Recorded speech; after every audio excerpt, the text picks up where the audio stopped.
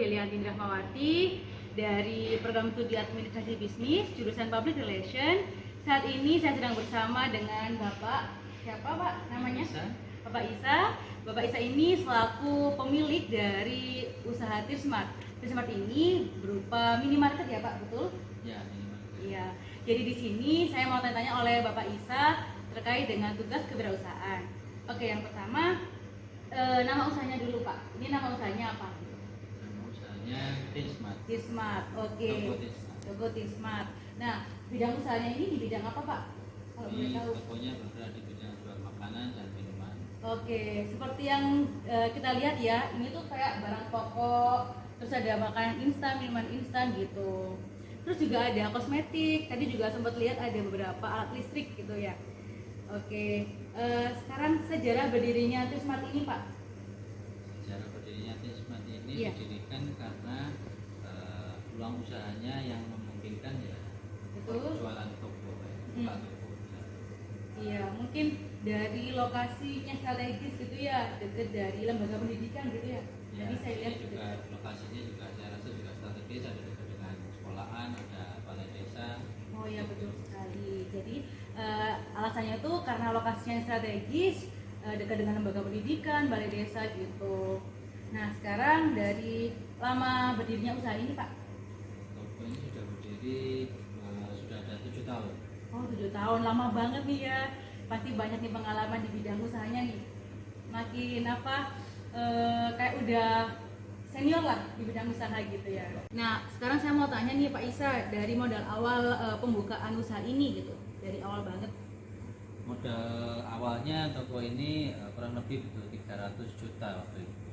100 juta. Ini udah 300 juta itu udah dibeliin semuanya barang-barangnya Pak? Ya, sudah barang-barang juga ya, perangkat-perangkat, etalase, Oh, komputer gitu. seperti itu ya. Iya, jadi nggak hanya barang ya, kayak Ya. alat penunjang seperti mungkin ini apa freezer gitu. Ya. Itu termasuk 300 jutanya. Ya, termasuk juga freezer. Oke. Ada juga yang memang freezer ini disediakan dari distributornya. Oke. Oke, selanjutnya saya mau tanya nih mengenai harga pokok penjualan dari setiap produk yang dijual oleh Bapak Isa gitu. Mungkin bisa dijelaskan oleh Bapak Isa? Ya, kurang lebih untuk harga pokok penjualan, harga pembelian bersih itu kisaran 24 juta, lalu persediaan awalnya 36 juta, jadi 24 juta ditambah 36 juta, itu ada sekitar 60 juta, terus dikurangi persediaan akhir dari barangnya itu ada kisaran 20 juta, jadi hasil akhirnya sekitar masih ada 40 jutaan. Oke, jadi untuk rumusnya dari HPP harga pokok penjualan itu pembelian bersih ditambah persediaan awal dikurangi persediaan akhir gitu ya Om Isa, benar? Ya, kurang lebih seperti itu. Oke. Nah, setelah mengetahui rumus dari harga pokok penjualan, sekarang saya penasaran nih gimana sih kiat-kiat dari Bapak Isa dalam menentukan harga penjualan setiap produknya. Mungkin Bapak Isa bisa nih sharing-sharing ke kita gimana caranya menentukan harga jual gitu. Silakan Pak Isa.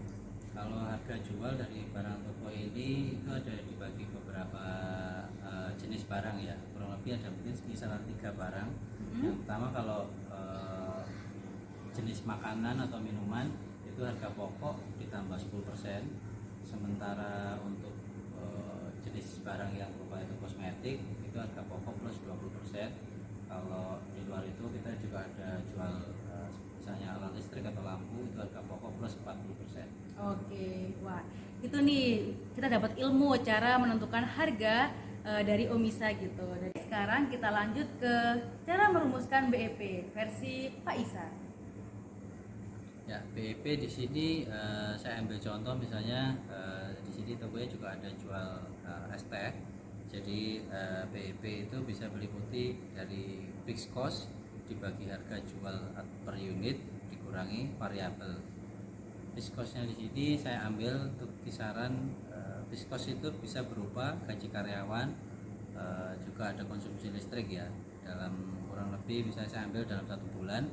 Untuk bulan November ini kalau dikira-kira sekitar 12.500.000 dibagi harga jual per unitnya. Untuk tehnya itu ada sekitar 9 juta, lalu variabelnya sendiri mungkin kisaran sekitar 500.000.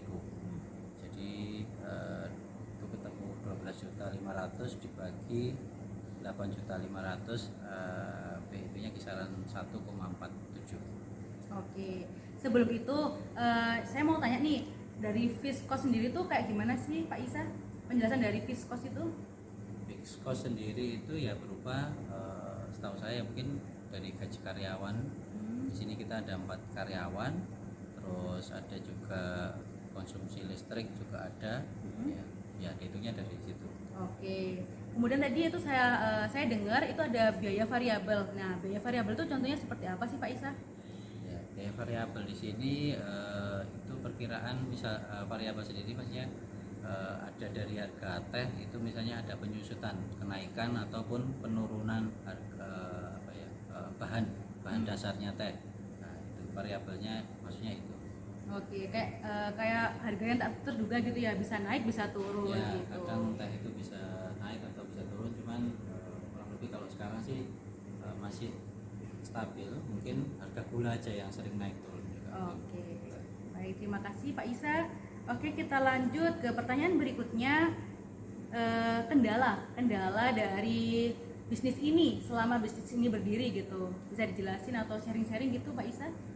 Kendala selama toko ini berdiri 7 tahun kurang lebih, yang pertama mungkin masalah karyawan ya. Jadi karyawan ada yang sering keluar masuk, jadi itu cukup cukup merepotkan sebenarnya, karena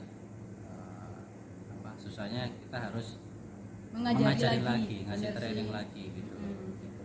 Keluar masuk karyawan itu jadi ya lumayan ribet.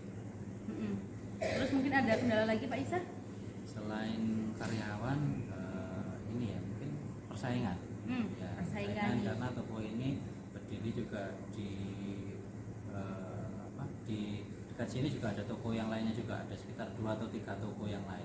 Gitu. Jadi juga ya saya harus ini mengatur harga yang sesuai. Oke, bener banget sih, karena ini merupakan padat penduduk ya, jadi ya nggak menutup kemungkinan banyak juga persaingan yang serupa gitu ya, yang jualan serupa gitu. Nah, dari kendala tersebut kira-kira apa sih strategi dari Pak Isa untuk mengatasi kendala tersebut yang tadi dijelasin, dari karyawan yang keluar masuk, kemudian dari persaingan gitu.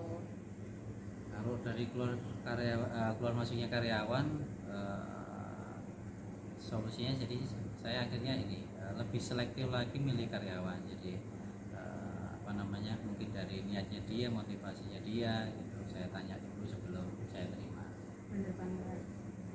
Kemudian untuk persaingan yang tadi? Kalau persaingan ya itu memang sudah tidak bisa dihindari, persaingan itu pasti ada.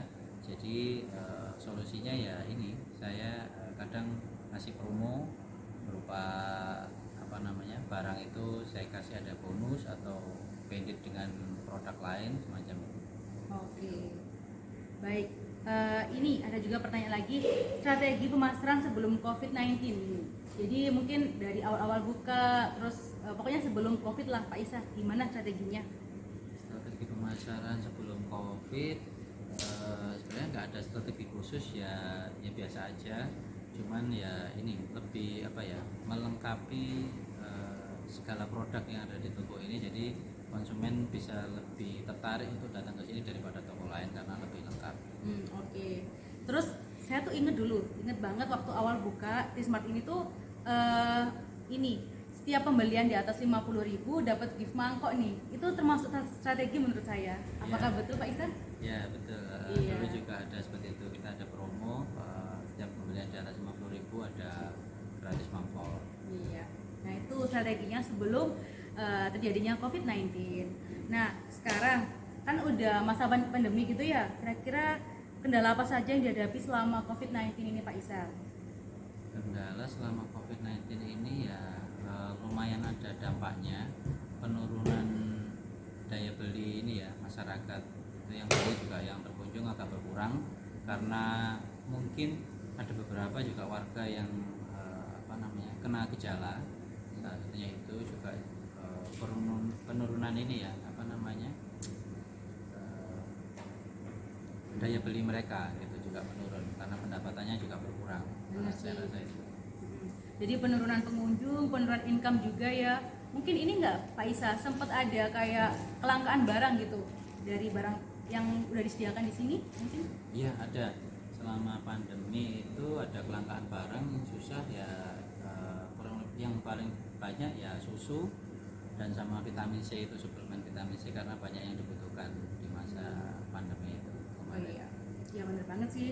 Oke, kemudian strategi pemasaran selama COVID-19 nih Pak, apa aja strateginya?